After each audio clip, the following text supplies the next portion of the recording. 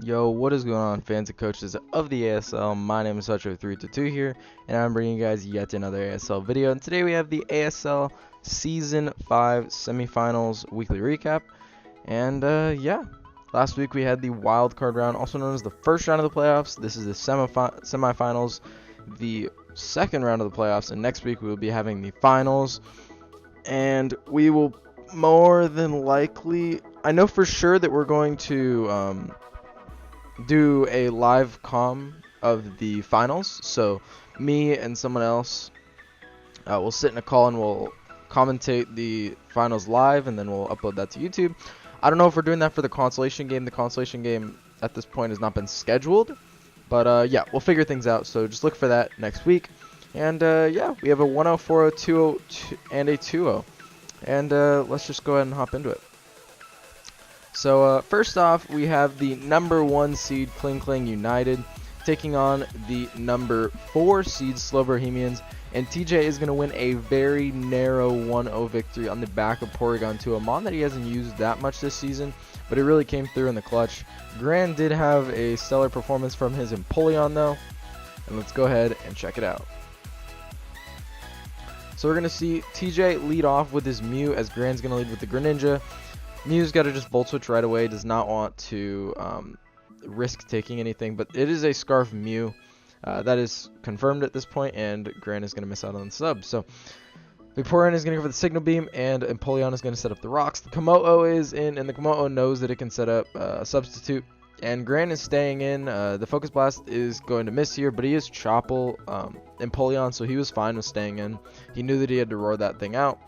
And then Vaporeon is going to get Toxic here. That is going to be there to stay unless it has Heal Bell.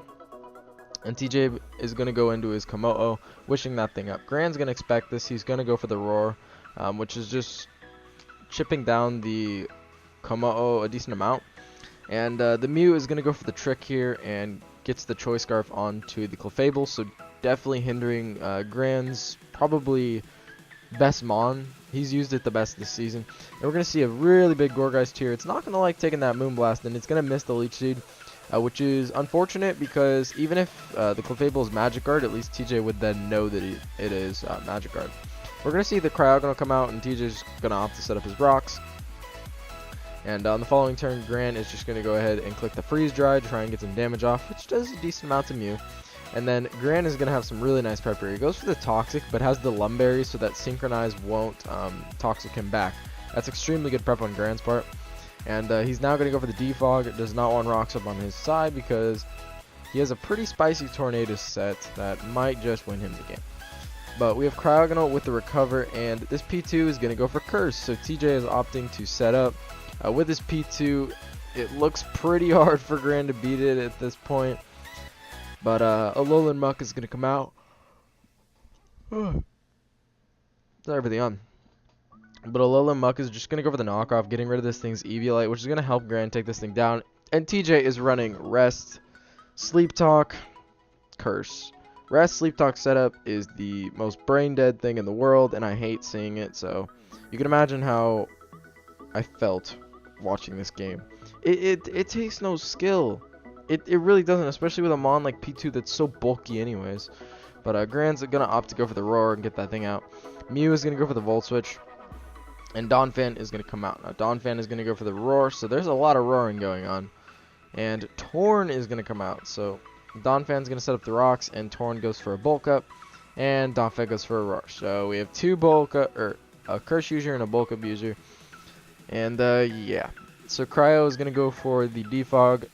And Clefable comes out, just going to get some chip onto this Donphan, just trying to break it down, which will help the Tornadus survive. And that's why TJ's got to try and keep this thing healthy, because it's his really only way to stop the Torn from sweeping him, besides critting it with Porygon. But Greninja is going to go for a Ice Beam here, trying to get some damage off. And going to go into the Cryogonal, got a very good special defense stat, and can recover all this damage off, can go for a Defog. It can do a lot here. And the P2 is going to be sleeping, and Cryogonal is going to take this opportunity to go for the Defog, and TJ is going to wake up and go for the Curse. So Curse, Return, Sleep Talk, Rest is his set. Gran's just going to go to his Empoleon literally every single time, and TJ's just going to try and wear him down for with the Return every single time. So yeah, riveting. And then we have Donphan coming out, which is going to go right out into Komodo, as Gran is going to make the swap into Cryogonal. And he's just going to swap out into his Clefable, which is going to go for a Wish. Probably going to try and Wish up the Empoleon, as he does go into the Empoleon. And TJ saw this coming, so he went into the Komodo. But again, this is Chople Empoleon. Gran wants to save that for later. And then Clefable is not going to be able to take these 2 hits. And Flash Cannon is going to be able to take it out. And now Gran knows that it's not Scarfed.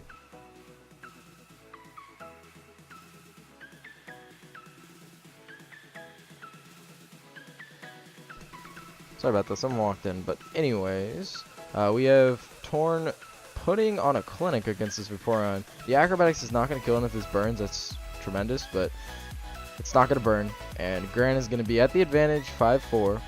And out comes Cryogonal, which is Mew's going to Volt Switch on, go out into the Komodo. And Gran is just going to stand and go for the Freeze Dry. He's deemed that his Cryogonal is no longer useless, but TJ is actually going to go for the Dragon Claw. He's going to misplay, and this Cryogonal is going to live. Gran's going to Toxic the P2. That was an interesting play. I think his Cryogonal still had a lot of usefulness, but I don't know. Torn is going to come out and go for the Bulk Up, and Mew is going to be sitting in here. Then Torn goes for the Rest and eats its Chesto Berry, and then Volt Switch is going to come out and do 53%. So Donphan then comes out, and Torn is going to go for the Acrobatics. It doesn't kill. There was a chance that Gran just won right there if that did kill, so that's definitely unfortunate for him. He's not going to get another good opportunity to set up. And the Greninja is going to go for the Low Kick, but you know, P2 can just click Rest, because you know, that's fair. It's balanced. Torn is going to come out. Like, this is just so stupid. It's just so dumb. And then Bulk Up. Like, why do you guys have to set up to beat each other? Come on. Both sides. Stop setting up. Thank you. Now just kill the P2, so I can stop setting up. So Empoleon is going to come out. You already know it's going to click. It's got to click Roar every single time. But Empoleon is not going to ever get higher than it already is. And Gran letting Empoleon take that hit is a very interesting decision, because now it's going to be prone to taking a return. The Komodo is going to miss the Focus Blast, which the Empoleon might have lived the Focus Blast anyways, but yeah.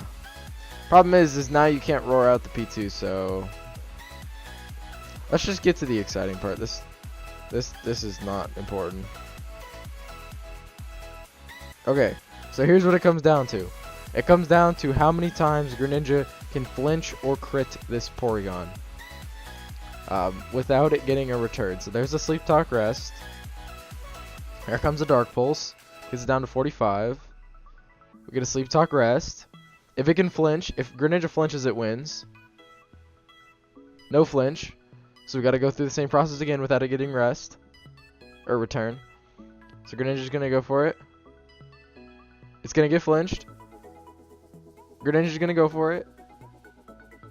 Sleep Talk Return. And that's game.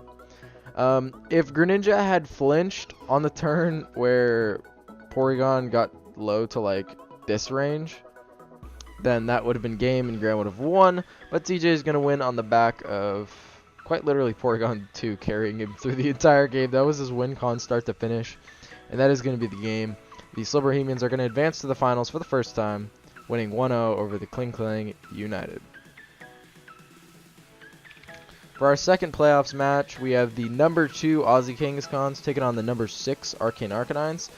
And Ian did win this game in quite honestly a dominating fashion. He won 4-0. Magmortar helped him tremendously, got 4 kills. And let's see what heat Magmortar set he brought. So we're going to see Garchomp and Incineroar leading out against each other, and Garchomp is going to go out into the Froslass, expecting Ian to want to swap out. Now Froslass is going to go for the Spikes, and Scald is going to burn the Froslass, which is mildly annoying, but Froslass is going to go for the Thunderbolt, and it's going to get hit really low. Ian is going to opt to go for a second Spike, thinking that Ian would swap out here because the Froslass dies to burn anyways. So Ian is going to have 2 spikes up, and he's going to get to go out into his Garchomp, which is going to go for the HP Ice. Ian making those big plays that are going to win him this match. And Tapu Fini is going to come out on the Lando, which Ian might have predicted Blastoise to come out. Fair enough. It's going to go for the Nature's Madness, which doing a good amount, obviously. And then could just fire off a Moonblast, which it only has to really worry about Roserade coming out. And Ian is going to go for a Taunt instead. And then Ian doubles into Blastoise. So Ian is going to go out into Uxie as the Lando comes out, and Uxie gets a U-turn, grabbing Ian some momentum going into the Magmortar. Now, Ian not wanting to risk its Scarf, he's going to go into his Mega Deontay, and Ian goes into his Uxie. And the Power Gem is going to do pretty much nothing. Uxie is going to get a U-turn out, and then Garchomp is going to go for Earthquake on this turn. So Ian making quite literally all the right plays, and he's going to double out into Finny, predicting Lando to come out now, and that's exactly what's going to happen. Ian is just reading EN like a book, and Lando is going to go for the Explosion, so that thing is going to go down, and Finny's going to stand tall, but not for long, because Mega Deontay is going to be able to come in and get rid of it. But Garchomp comes out, and Ian quite literally has 0 Garchomp switch-ins now because the Lando is gone. So out comes the Deoxys, and Ian does not want to take an Ice Beam on his Garchomp, so he's going to go out into the Uxie. And this is actually screens Deoxys, so this could really mess up Ian. He's in a good groove right now, but these screens could really, really mess him up. This thing is going to go for the Light Screen, and Magmortar is going to go for the Flame Charge. And then as the Mega Deontay comes out, Magmortar clicks Belly Drum. And all those screens look so good now. But now they are going to do absolutely nothing. There's an Earthquake. And while the Incineroar is going to Intimidate, Ian is packing the Adrenaline Orb. Because of the Intimidate, it raises speed. That's fantastic. He's going to kill Deontay. He's going to kill Incineroar. He's going to kill the Roserade. And Deoxys is just going to set up spikes. I mean, I don't really know why, but I mean, I guess. And this Magmortar is going to just get a nice 4-kill sweep as Ian will advance to his first finals in ASL. He's been with us since Season 1. He is one of the commissioners. He's been with us since Season 1 and has never gotten past the first round of the playoffs. So he will be playing against TJ in the finals of ASL Season 5. And now on to the consolation stuff. We have Damaster playing against Milan here. We have the Denver Nuggets taking on the Amsterdam Alakazams. And Milan was able to win this in a 2-0 fashion. Blissey picked up 3 kills. Just Damaster could not do anything about that thing. Let's go and hop into it. So we got Rotom Heat taking on the Suicune, which is good for Rotom. Gets a free Volt Switch. And Milan doesn't seem to care. It's only going to do 35%, and Comfey is able to come out, which the Suicune goes for a Mirror Coat and almost one-shots the Comfey on turn 1. So Rotom is going to come back out, but the Suicune does go for a Surf, which does good damage. But the Rotom is going to get a little bit of leftovers back, and then can just go for a Volt Switch now. But it opts to go for the Toxic. And Milan was definitely expecting it to Volt Switch, but it looks like he has the HP Water here. I'm going to guess that that's HP Water. The same song has been running over and over again. Well, I had it on loop. So we have Comfey coming out, going for the Taunt, which Aggron is not going to be able to set up the rocks. So good play on Damaster's part. And now he's going to go out into the Rotom because he knows literally the only thing that can hurt this thing is a Rock-type move.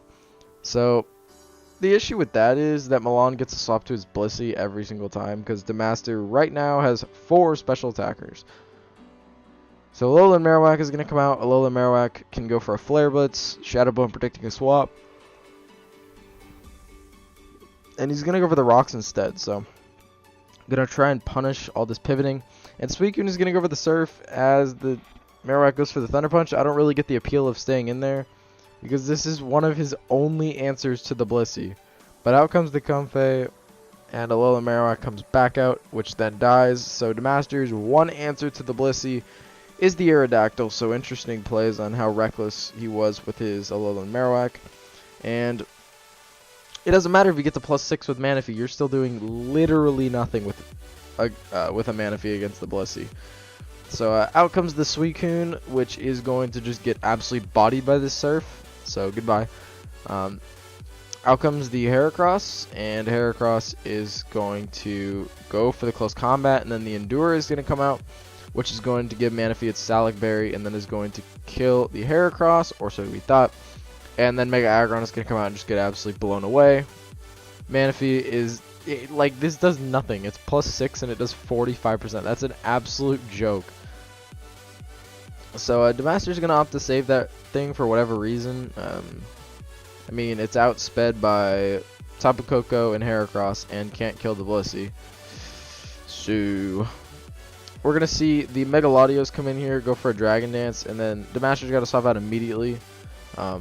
Did not want to take a potential foul play because a foul play would have easily just one-shot him. But Rotom is going to go for the Volt Switch into the Comfey, as the Mandibuzz is going to go for a knockoff, getting rid of the Metal Plate, so it's not going to be hitting as hard with the potential Drain Kiss. And it's just going to go for the Synthesis, and it's going to taunt the Blissey, so probably good that this thing has taunt. Still, the Master has quite literally, like, leftovers gives it back more than Draining Kiss does. That's a joke. You gotta prep for this thing. So Seismic Toss doing 33%. Taunt is going to end, and Manaphy comes out and is going to die. So the Master is going to even up the score right now at 4-4. As Milan is going to get his first kill with Blissey. And then Rotom comes out and is going to go for the Volt Switch, which does get rid of the Mandibuzz. So as I said, the score was evened. It is no longer evened. I mean, Blissey just wins the game at this point. There's nothing the Master can do to break it.